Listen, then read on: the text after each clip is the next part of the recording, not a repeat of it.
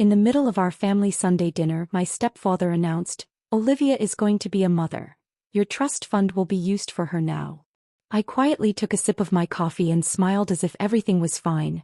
But upstairs I made a secret transfer, and 15 minutes later someone's scream downstairs shook the entire house. Emma Richardson never imagined that sitting at her own family's dining table would be the moment her life changed forever. It was Sunday evening.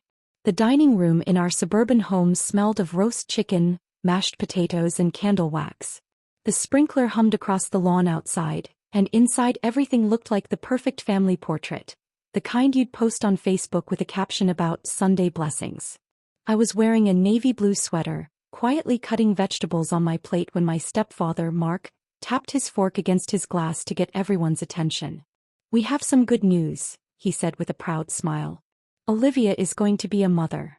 Olivia, my stepsister, was glowing. Mom immediately wrapped her in a hug. Everyone clapped and cheered. Then Mark said the next sentence as casually as if he were commenting on the weather. "And of course, with a baby coming, we need to plan ahead. Emma, your trust fund will go toward helping them. It should stay in the family." The room fell silent for a brief second. Every eye turned toward me. I took a sip of my coffee, smiled.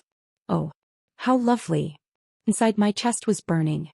That trust fund had been left to me by my late father.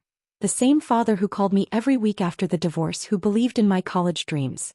After he passed away, that fund became my only real financial security. And Mark had always had his eye on it.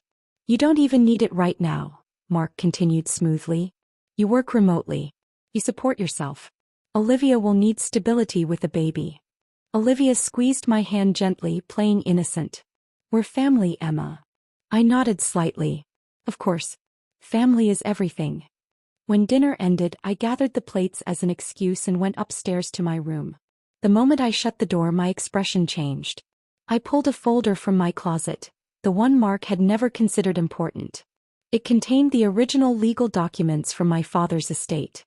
A few months ago, I discovered that the trust conditions were not what Mark had been telling everyone. I opened my laptop and logged into the banking portal. Mark's name had only been listed as a temporary trustee until I turned 28. And I had turned 28 last week. Maybe Mark hadn't checked the dates. Or maybe he assumed I'd never look into it myself. I had already emailed my attorney. Everything was ready. I made a discreet transfer, moving the entire fund into a new account fully under my control. At the same time, I scheduled an automatic notification to be sent to Mark's email 15 minutes later. Then I looked at myself in the mirror and smiled. 15 minutes later, a loud scream echoed from downstairs. "What? How is this possible?" I walked slowly down the stairs. Mark's face was red. He was gripping his phone, a bank alert glowing on the screen. "Emma," he shouted. "What did you do?" Calmly I replied, "I did what Dad would have wanted. I protected what's mine." Mom looked confused and shaken. "What is going on?" "Mark says the money." "The money was always mine," I said clearly. "And there's another detail.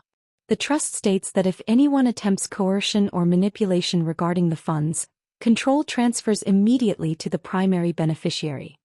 Mark's face went pale. "That's nonsense." I placed the folder in front of him. "Section 4B. Dad made sure it was included. I guess he understood you better than I did." Olivia's eyes filled with tears. "So you're not going to give us anything? Not even for the baby?" I looked at her steadily. Having a child is beautiful. But claiming someone else's inheritance isn't. The room fell silent. I took a deep breath. "And by the way, I'm moving out next week. I bought a condo in Seattle. Paid in full." Mom gasped. "You're leaving us?" I gave her a small, controlled smile. "No. I'm choosing myself. There's a difference." Mark sank into his chair as if the ground had disappeared beneath him. Maybe for the first time he realized I wasn't the quiet girl who would nod and comply anymore. I walked toward the door, then paused and turned back.